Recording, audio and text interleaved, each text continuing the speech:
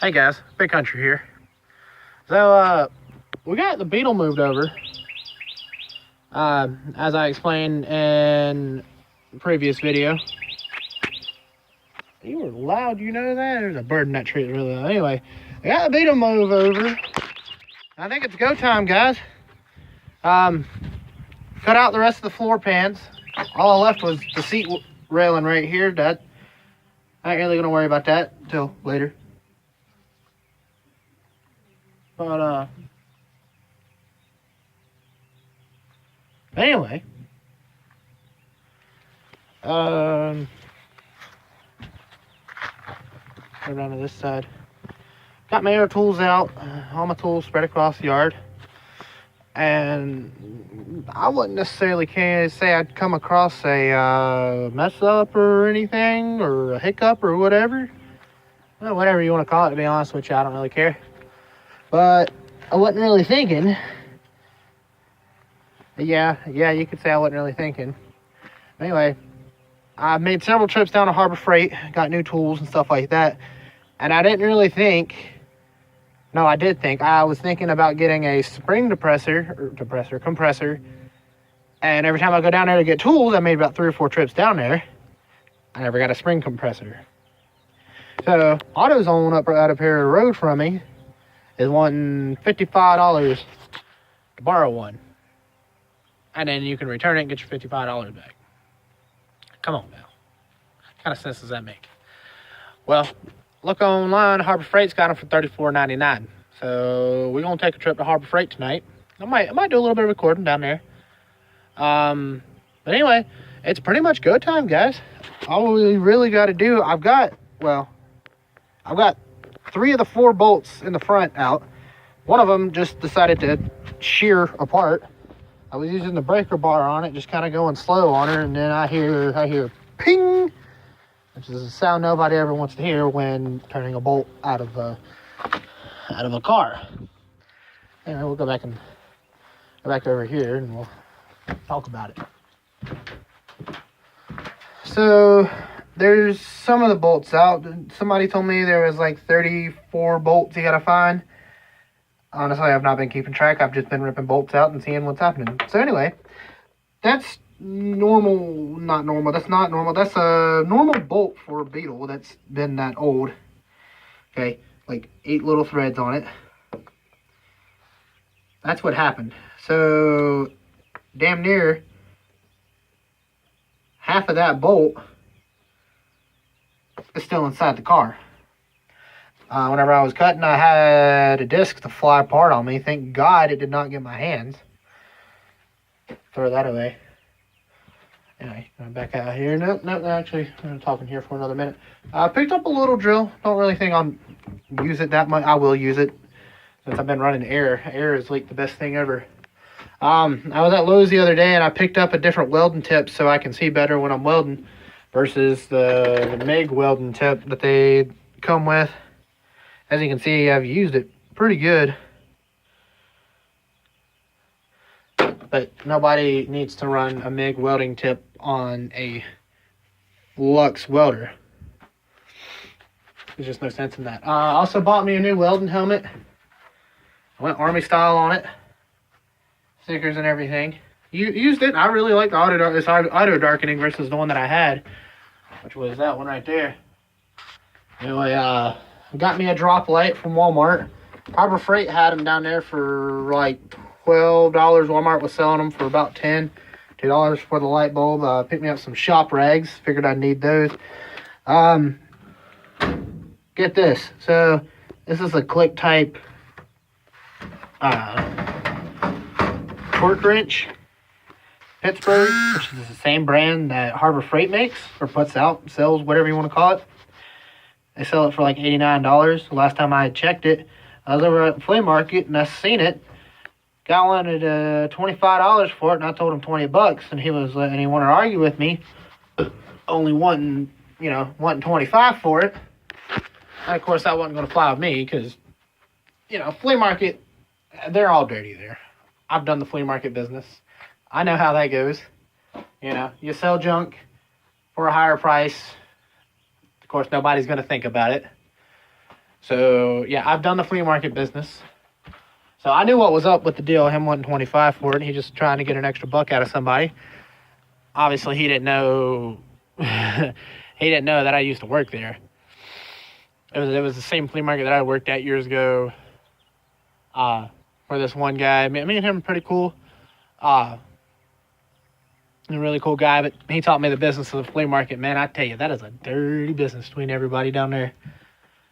All mad as hell, and of course, customers too. Nobody wants to pay what you want. But that's, like I said, that's a flea market for you. So anyway, I told him $20, and he was like, "Nah, I want 25." I was like, "No, I ain't gonna pay 25." I said, $20. I said, he was like, "Why 20?" I said, "Because I don't know if it works or not." Me and him were back and forth on it, and then he finally was like, "All right, $20, take it, get out of here." So I got what I wanted for it. So $89 torque wrench for $20. Couldn't beat that with two sticks you couldn't beat that one stick if you had two. Anyway, I got the gas tank out. Gas tank came out real good. I might actually keep it because it's still, ain't no rust holes in the gas tank. That's not the only thing. I ain't got rust holes in it on this damn car. Taking out the rest of my stuff to get the body off of it. Probably gonna work into the night. I gotta take my steering column off, or not off, but I gotta take it apart to get the body off. I gotta take my struts out. Somebody said I had to pull the ball joints off right here. I could use the ball joint separator. I could do it the right way, but obviously nobody knows me, and I'm gonna do it the completely wrong way and just go to town on it. Obviously I'm not gonna pick the body up I really could. If I wanted to, is pick the body up by myself and set it off to the side, but I'm having a close friend of mine come over. I'm sure, and he's been featured in one of my videos before. So he's gonna help me pull the body off. I asked him a little bit ago, and he just said he's gonna stop, get his girlfriend, and come on over, and we'll probably take a trip off the Harbor Freight. We might hang out here for a little bit and see what we can do to get ready. I don't really know if I gotta pull the motor out. If I do, I can. I've got the stuff to do it. If I can leave it on there, that's fantastic. I'll leave that on there. Less shit I gotta worry about. Obviously, I would like to leave it on there, but nothing ever really goes the way that I want it to. Obviously, like having a day of pulling bolts out and, nothing breaks, but life happens. But anyway, I would like to leave the motor in. That way, I don't really have anything to worry about getting that out, because obviously I'm going to break bolts on that. If anyone knows me, I'm one to really not take any crap off of a car, because I'll break the shit before I do it the right way, and then I'll try and do it the right way and break that too. Just kind of how I work. But I got the window rolled down, kind of, where I can actually open my door from this side. Here's the full floor pans out. Wiring harness is still in here. I got fuel lines and stuff like that everywhere. The usual. A bunch of crap laying everywhere back here. Big rust holes I gotta fix and get together. I gotta pull these heater tubes out too as well. I gotta pull those off. I got to take out the remaining bolts that's up under those two. That's really it for pulling the body off. Now, I'm almost certain that I've got to cut wires and stuff like that, and brake lines and fuel lines, and some cables for e-brake or whatever if I have to. I'm not going to if I don't need to, but basically whatever is left that needs to be cut is going to get cut. What's going to get pulled off is the body. Body's coming off. Anything that's just kind of hanging there, waiting or stopping me from doing that, I'm either just going to rip it off or cut it. I'm gonna replace everything that I have with the Beetle. Whatever parts, if any, I will save. Probably the shifter. It's probably it. And the body. What I'm thinking about doing is doing my own patchwork because my rust holes have gotten a lot bigger since I bought the car. So probably going to end up doing that myself, or I'm going to take it to a body shop and have them do one rust hole at a time. Kind of the idea that I want to get. I don't know if he'll do that. I know it's going to cost me a lot more money running back and forth between, here in the body shop. He might, whoever I go to, they might let me keep the car there, and I can just kind of pay him as I go type of thing. Which I know that's going to get a little bit rough between, my job, bills, and parts for this. I don't really know. Maybe I should replace all the parts that I can and do the body the very last. Sounds about the most reasonable route that I could take on it. Seems like something that I should do. I mean, it makes sense that I should do it that route. But, if whoever does the body work for me, I can just see if I can leave it at their shop, and then they work on it when they can. I pay them when I can. We work on a deal, something, something just to get it done. I mean, I don't want, fancy body work on it. I kind of want to leave the rusted color, throw a clear coat over it, and call it a day.